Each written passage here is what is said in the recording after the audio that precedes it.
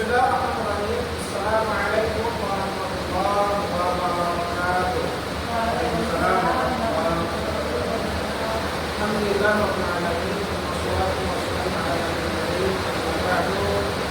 Sahabat podcast, sahabat Radius, bertemu lagi dengan Petunjuk Agama Islam Dewan Kecamatan Pacitan, Kota Bukit.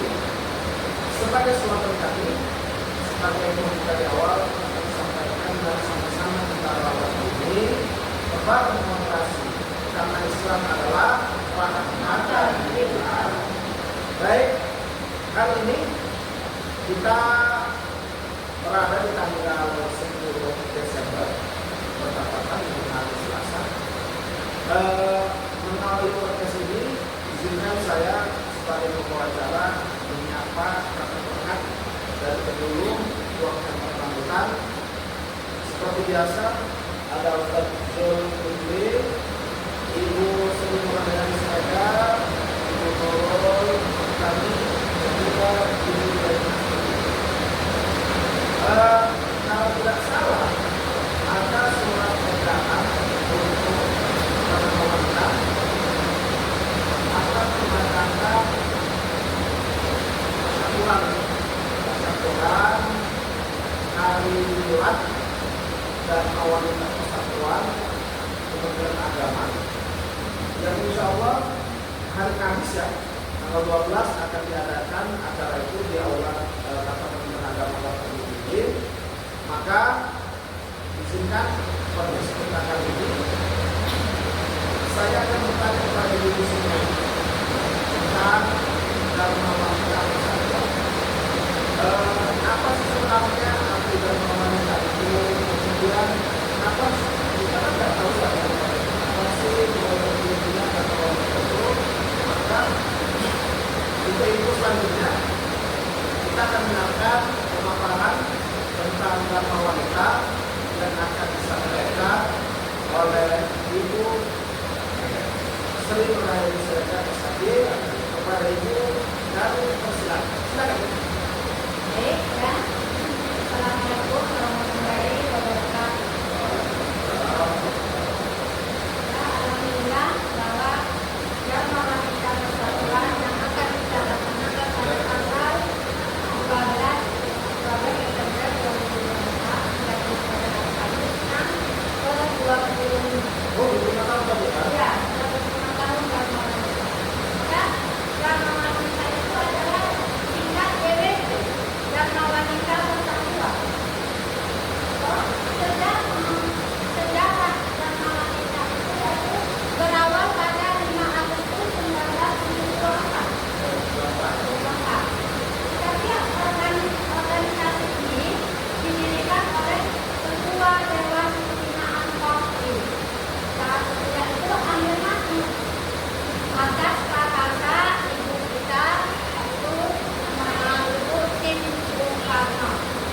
Tim Soekarno, betul salah. Sebagai ibu negara pada saat itu ya kan. Dan ya dari tanggal 5 Agustus 1974 sampai diadakannya Dharma Wanita itu sendiri yaitu pada tanggal diadakan Munas tanggal 6 sampai 7 Desember 1999. Itulah pula diadakannya Dharma Wanita. Sama memang. Iya, dari tahun 1924 sampai 1999. Nah, itulah Munas Dharma Wanita diadakan. Makanya Dharma Wanita itu yaitu tanggal 6 Desember 1999, maka itulah Dharma Wanita Persatuan Indonesia. Di tanggal 7 Desembernya, ya? Iya. Pastilah. Nah, kemudian disahkan oleh ibu ketuanya, namanya Dr. Bila F. Itu ketua Dharma Wanita pertama kali itu. Bahwa Dharma Wanita ini sebenarnya banyaklah manfaatnya kan bagi ibu-ibu, karena anggotanya utamanya adalah ibu-ibu PNS. Nah, itu ya ibu-ibu PNS yang menjadi anggotanya. Kalau suaminya bekerja sebagai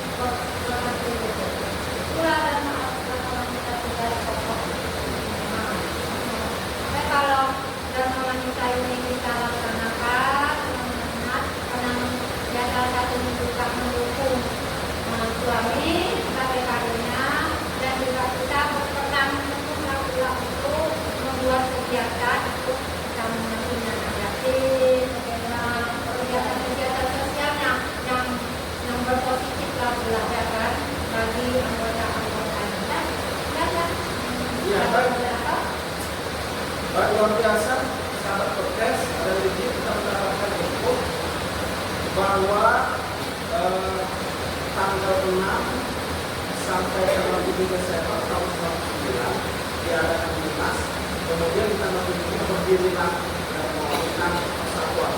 Itu diterapkan terkait dan diputuskan di apa namanya tanggal lahirnya itu, kemudian waktu itu ketuanya adalah Ibu Dokter ya, tahun 1980. Baik, tugas pokok prinsipnya kita sudah tahu sama-sama bahwasanya kayak kami ini bagi suami ternyata nggak bisa dituntut pekerjaan kita hebat karena ada istri yang hebat juga yang selalu mendukungnya, termasuk ada wadah bagi istri-istri kita. Wadah ini yang disebut dengan Dharma Wanita Persatuan yang dalam ini di Kementerian Agama. Dan kalau kita lihat di ini ya, menambahkan bahwa kegiatan tugas pokok Dharma Wanita itu kayaknya sudah berjalan lancar, berjalan baik, karena kemarin ada santunan, kemudian ada kegiatan karya ilmiah, termasuk ada wawasan. Ya kita berharap Dharma Wanita ini semakin maju di usianya yang 25 tahun. Dan berkaitan dengan Dharma Wanita, wanita itu identiknya ibu. Kalau tujuhnya itu Dharma Wanita, tanggal 22-nya kita sebutkan hari ibu. Nah, pasti ada kaitannya. Jadi sosok seorang ibu itu memang adalah kita. Dia berperan sebagai istri, berperan sebagai ibu. Nah, ini saya bertanya kepada ibu Doro ini, otomatis hari ibu itu pasti kita semua punya spesial ya sama ibu kita. Kemudian ibu itu yang sebagai ibu kita pasti sudah bisa menggambarkan bagaimana menjadi ibu yang baik. Bisa sedikit ibu Doro bercerita tentang apa yang harus kita lakukan di hari ini dan siapa sih sosok ibu sekarang? Pada ibu Doro kami silakan.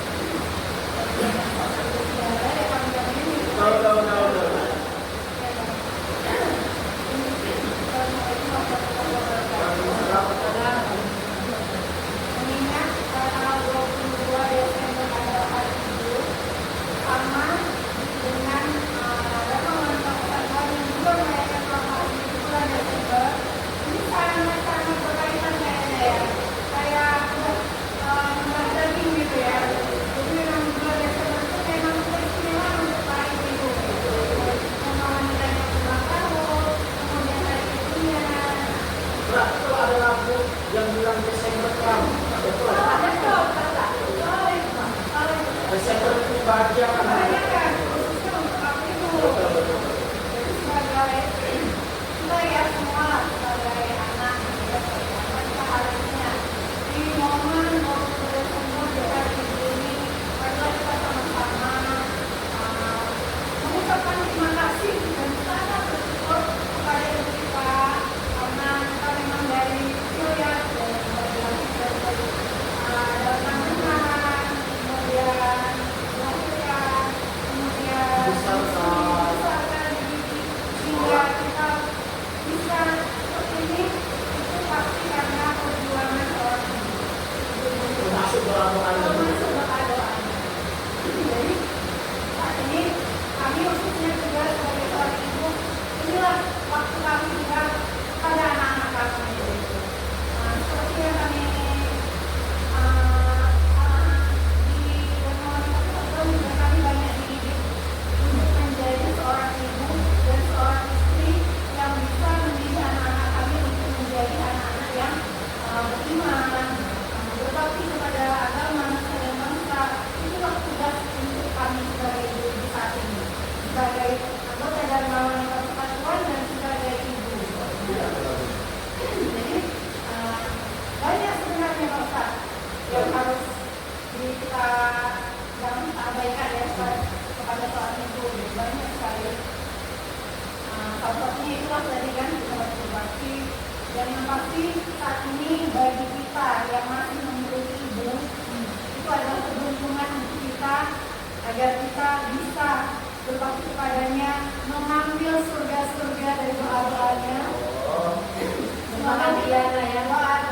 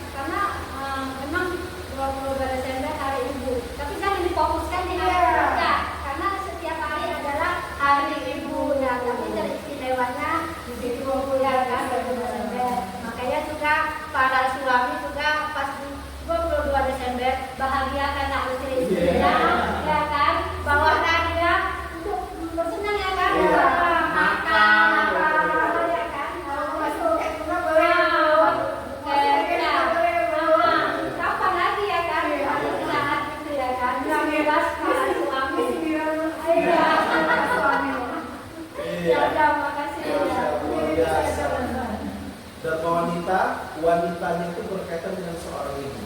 Jadi sosok wanita mengayomi, memberikan arahan, bimbingan, saran kepada suami, tapi sosok ibunya juga harus tidak boleh hilang, yaitu menjadi panutan, pembimbing, penasihat manakala di rumahnya. Ini luar biasa sekali.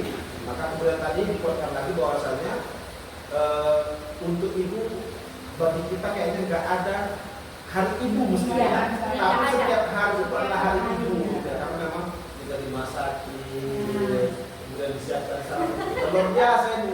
Makanya mungkin tadi kata ibu-ibu ini Ustaz, kalau bisa tanggal 22 Desember, paham lah ya, makan dosa-dosa dan sebagainya. Kita yang menggantikan para mereka selama sehari. Baik, untuk akhir dari podcast kita ini tentang Dharma Wanita Persatuan dan juga Hari Ibu, maka kami pun nggak mau kalah nih.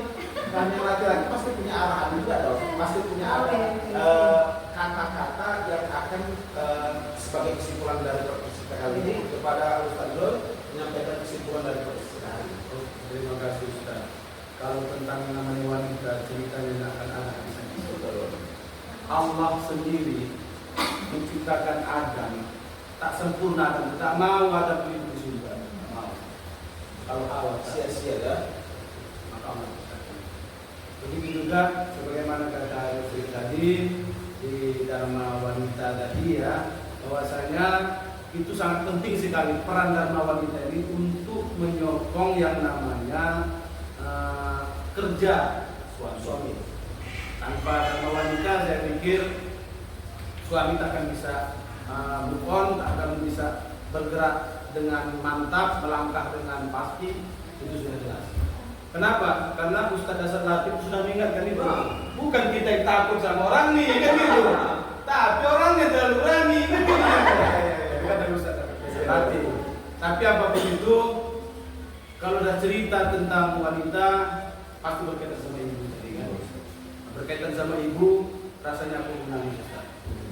Rasanya mau bergerak air mata, cuma karena di depan kamera aja aku tahan.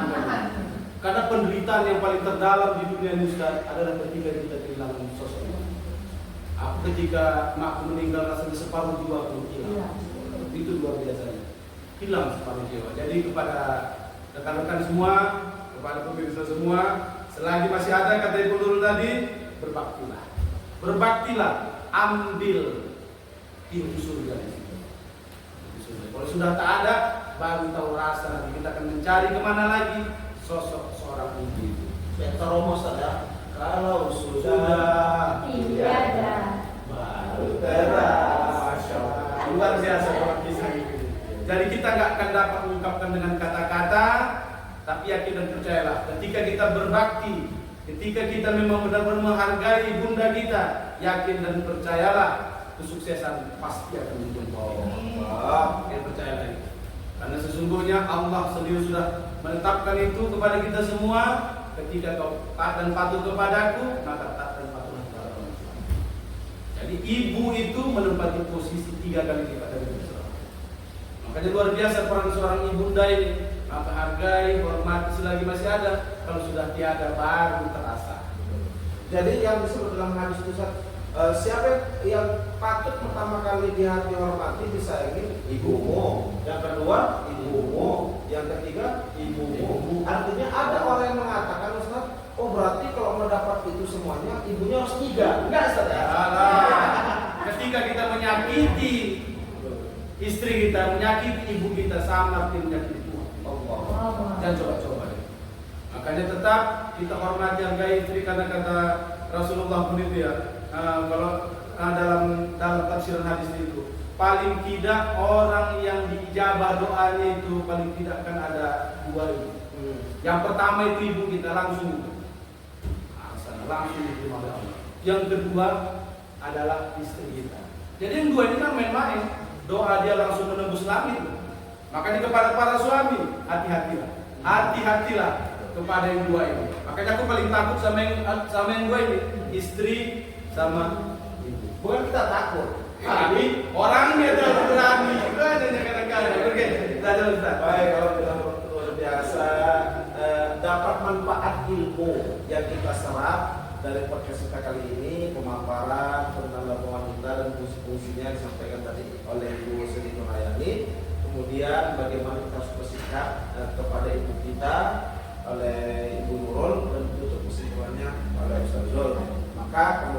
izin menambahkan kepada sahabat podcast bahwa dalam Al-Quran itu ada beberapa hal yang tidak pernah Allah pisahkan. Di antaranya ati Allah wa ati Rasul, harus beriman kepada Allah dan beriman kepada Rasul. Ya, kepada Rasul. Yang kedua, wa qadara rabbuka alla ta'budu illa iyyahu wa bil walidayni ihsana. Harus patuh dan taat kepada Allah dan berbuat baiklah kepada orang tua. Ini adalah kata-kata yang tidak bisa dipisahkan. Maka kemudian kesimpulannya, selagi ibu masih ada, maka kemudian saatnya kita merawat mereka, kita gantikan peran mereka, kita besarkan hati mereka, kita muliakan mereka, dan yang paling penting adalah jangan pernah putus selalu mendoakan orang tua kita. Inilah akhir dari podcast kita. Semoga ada manfaatnya kepada semua sahabat podcast dan sahabat religi. Kami penyuluh agama Islam Puak Kecamatan Pakutan. Sekali lagi mari sama-sama kita rawat bumi, tebar generasi, karena Islam adalah rahmatan lil alamin. Sekian saja dari kami. Assalamualaikum warahmatullahi wabarakatuh.